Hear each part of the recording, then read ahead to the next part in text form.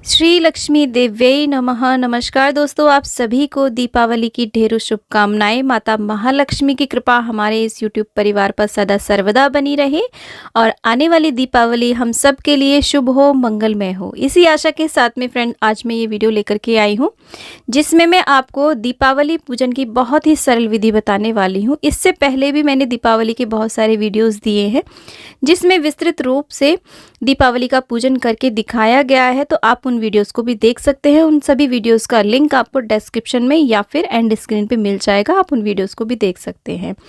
तो आज की जो ये वीडियो है इसमें मैं बहुत ही सरल तरीके से दीपावली का पूजन करके दिखाने वाली हूँ, बहुत ही कम सामग्री में।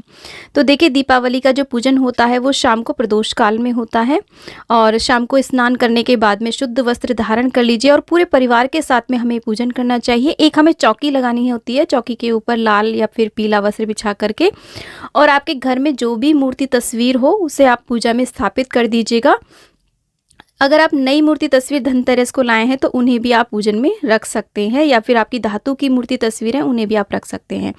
ये जो चौकी है हमें उत्तर दिशा में लगानी होती है। पूजा करने वाले का मुख उत्तर दिशा की ओर होना चाहिए, क्योंकि माता महालक्ष्मी की दिशा मानी जाती है, कुबेर जी की दिशा मानी जाती है। तो देखिए, एक बड़ा सा हमने स्वास्तिक बना लिया है, अक्षत से बनाया है। और अगर आप चाहें तो यहाँ पर कलश की स्थापना ना करें, बस एक जल का लोटा इस तरीके से स्वास्तिक बना करके आप उसे सिर्फ रख सकते हैं। माता महालक्ष्मी को हल्दी कुमकुम अत्यधिक प्रिय होता है, तो यहाँ पर इस कलश में हम हल्दी कुमकुम डालेंगे। अगर आपके पास लौंग, इलायची, सिक्का, सुपारी, हल्दी की गांठ आदि नहीं है तो इस तरीके से भी आप सरल तरीके से भी कलश की स्थापना आप कर सकते हैं, और इसी में हम सभी देवी देवताओं का आवाहन भी करते हैं। तो देखिए, हमने थोड़े अक्षत रख दिया। आप चाहें तो यहाँ पे सप्तधान भी नीचे रख सकते हैं, कलश के नीचे अष्टदल कमल भी बना सकते हैं।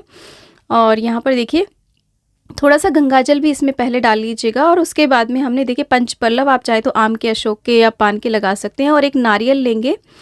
नारियल का मुख देखिए, आप चाहे तो सामने करिए या फिर ऊपर भी कर सकते हैं, कलावा बांध करके। उसके बाद में हम एक दीपक की स्थापना करते हैं। दीपावली पे वैसे तो बहुत सारे दीपक जलाए जाते हैं, 21 51 जितने भी हों, लेकिन एक बड़ा दिया हम माता के सामने अखंड दीपक जलाते हैं, तो उसकी स्थापना हम स्वास्तिक के ऊपर करेंगे। उसके बाद में घर में यदि कोई भी सोने चांदी की वस्तुएं हैं ना, तो उन्हें गंगाजल से धुल करके आप पूजा में अवश्य स्थापित करें। कुछ धन हो, कैश हो तो उसे भी पूजा में स्थापित करें।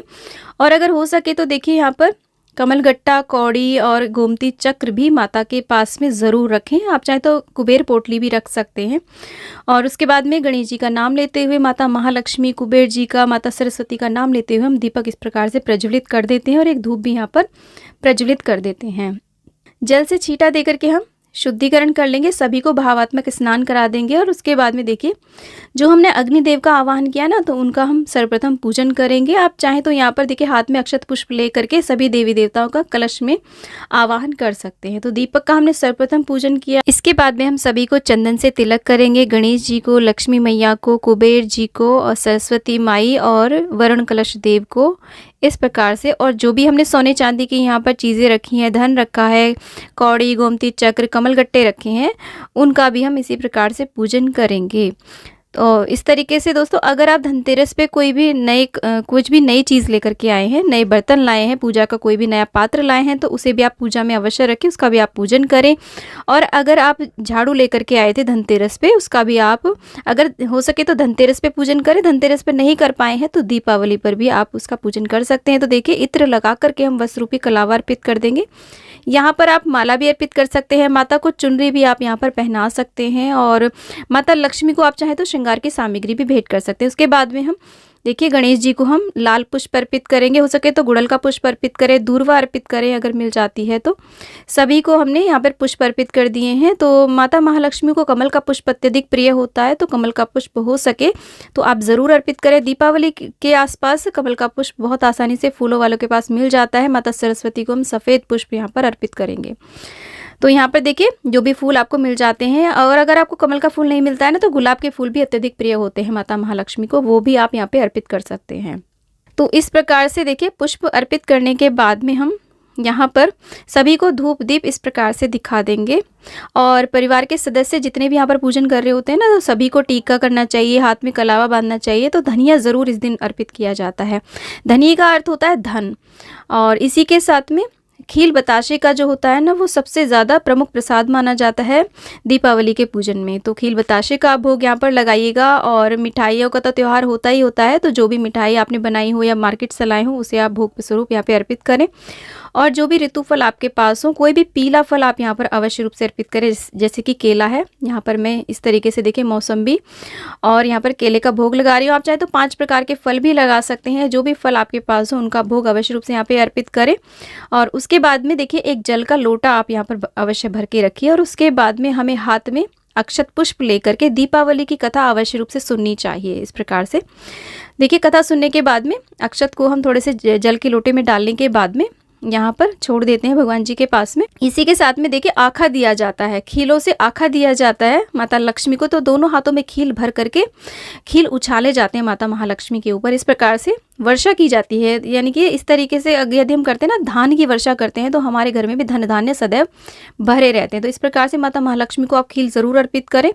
और उसके बाद में हमें आरती करनी होती है। गणेश जी की आरती करें, माता महालक्ष्मी की और सरस्वती मैया की आप आरती करें। आरती में किसी भी प्रकार का आप शोर शराबा ना करें, घंटे घड़ियाल आदि ना बजाएं। बहुत ही शांत चित्त भाव से आपको माता महालक्ष्मी की आरती करनी। अंत में क्षमा याचना अवश्य रूप से करनी चाहिए कि अगर हमसे पूजा में किसी भी प्रकार की कोई गलती हो गई हो तो माता महालक्ष्मी हमें क्षमा करें। एक बड़ा दिया माता महालक्ष्मी के सामने इसी प्रकार से पूरी रात हमें प्रज्वलित करना होता है। और इसके अलावा जितने भी हमें दिए जलाने होते हैं ना, उनको यहीं पर रख करके तैयार किया जाता है। उनका पूजन किया जाता है, टीका करके उनमें खील अर्पित की जाती है। और यहीं पे माता महालक्ष्मी के सामने प्रज्वलित करने के बाद में जहाँ कहीं भी हमें घर में रखने होते हैं, छत पर, बैल्कनी में या फिर कहीं पर भी रंगोली पर, उसके बाद ही वो रखे जाते हैं। इसके अलावा शिवालय में, मंदिर में या फिर हमारे देवता होते हैं, वहाँ पर हमें दीपक अवश्य जलाने चाहिए। दीपावली पर कम से कम 5 दिए देसी घी के और बाकी के दिए आप सरसों के तेल के जला सकते हैं। तो वीडियो आपके लिए यूजफुल रहा है तो वीडियो को लाइक शेयर, चैनल को जरूर सब्सक्राइब करें और कमेंट बॉक्स में लक्ष्मी मैया की जय आप अवश्य लिखें। दोस्तों, जय हो लक्ष्मी मैया।